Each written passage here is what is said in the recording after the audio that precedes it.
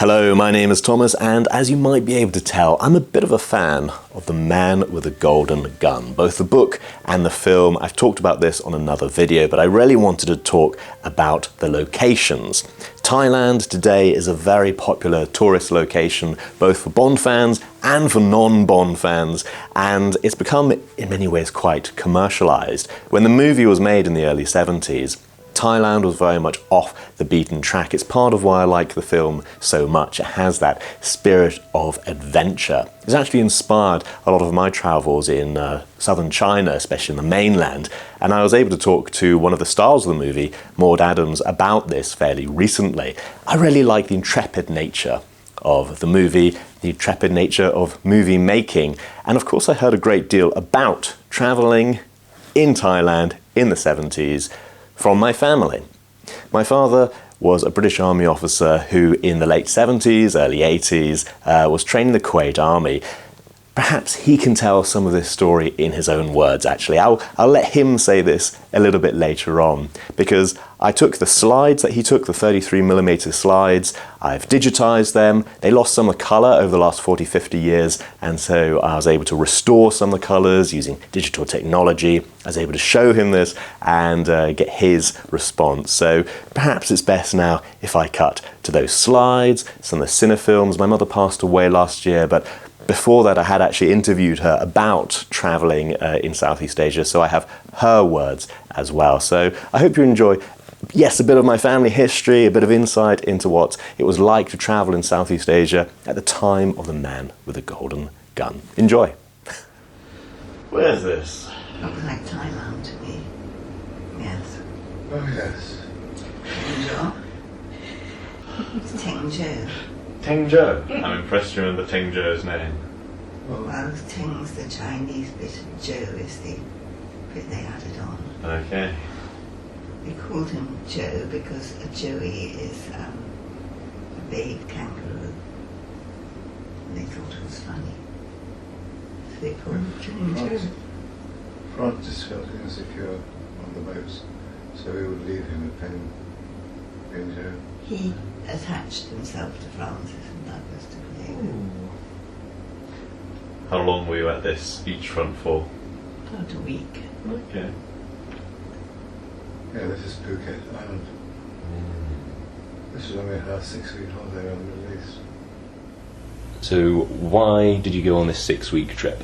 Well, when we worked for the Kuwaitis in the army there, they give you 6 weeks mid-tour holiday, and you can go at that time anywhere that you wanted to that the Kuwait Airways flew. So I'd been to England, but hadn't been to India or Thailand or those sort of places, and they were just opening up as holiday, so we got pitched them just at the right time. I mean, it was still fairly easy to get around with 2 small children with no reservations in front of us. We must have been mad. And so that's Patong Bay. A picture of mother. And a picture of mother, yes. Quite pretty. And that's now, I believe, from photographs. Knee deep in 26-story hotels. Incredible.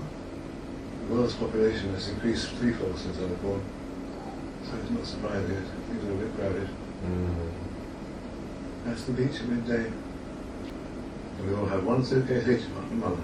And who carried that suitcase, the extra one? Me. Just checking. He's twice my weight, if not 3 times. So would you say this was off the beaten track at the time, or? Oh yes. I only had one hotel on the island. That was a very primitive one. Did you know anyone who'd been to Thailand? Just being woken up. But there was no one I could sort of ring and say, give me a hand, book me a hotel. Oh, okay. We just went out of the airport, changed to a taxi driver, take us to somewhere nice. And they did. Because it was new to them as well, having European tourists. But what you did have was a large number of Americans when the ships came in from Vietnam, taking R&R. in Thailand. They lost our suitcases. We had 3 of them. One went directly to Kuwait. One stopped somewhere. Well, 2 of them stopped somewhere. One stopped in India, I think. The other one stopped somewhere else. And I had to go to the airport each day to pick up our airport, so to pick up our suitcases, which we did whilst boys used the swimming pool Ah. at the hotel, the first hotel we stayed at, which was a 5-star hotel in the middle of Bangkok, which was reasonably priced at the time. Wouldn't be now. I suspect it's not now. Next, there's your mother. Mm-hmm. We went out on a Thai night evening dance, Ooh. various places. Every couple spoke a different language. Yes. So I was dedicated to translating Arabic, which was quite good at that time. Arabic into, must have been English, and somebody else picked up the English and translated it into, and so on like that. Whoa. As we went round and round. And that is Lee, with long hair. And dark. Mm. I love it. I think she looks so beautiful. Oh, James Bond Island. Hey. We get there at last, well worth doing. Was this something you particularly wanted to see, or was it incidental to the trip? I didn't really want to see it, it's the way the driver went. I expect a few people knew of it. It's an unusual shape, so even if we didn't know. Yes, I think you said you'd seen a prop door fitted to the wall, or fitted to the cliff. That's right. Would it still be there today, or that was No. something because it was kind of left over from? Well, I think it was presumably, if it was, it would be part of the take your picture here thing.